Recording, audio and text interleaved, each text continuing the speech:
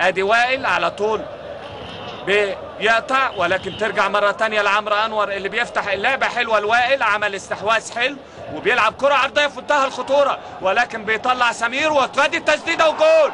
ادي التسديدة وجول، كرة خطيرة من البداية وهدف اول. مشاهدينا الكرام، يصل بالمصرية للاتصالات الى هدف التعادل عن طريق اللاعب شريف عمر، يضع الهدف الشخصي الثاني ليه ويضع المصرية للاتصالات في هذا اللقاء ويصل بها الى هدف التعادل. ادي هدف لمصرية للاتصالات في الدقيقة 25، استغل الانتفاضة بعد ما تقدم النادي الاهلي. وادي الكنترول الحلو والاستحواذ الحلو اللي عمله وائل رياض، وعمل عرضية خطيرة يطلعها محمد سمير. وادي المتابعة الحلوة بباطن القدم على طول، واحدة فيرست تايم من شريف عمر على يمين رمزي صالح علشان يعود بالمصرية للاتصالات. مشاهدينا الكرام في هذا اللقاء، ونعود مرة أخرى إلى نقطة البداية.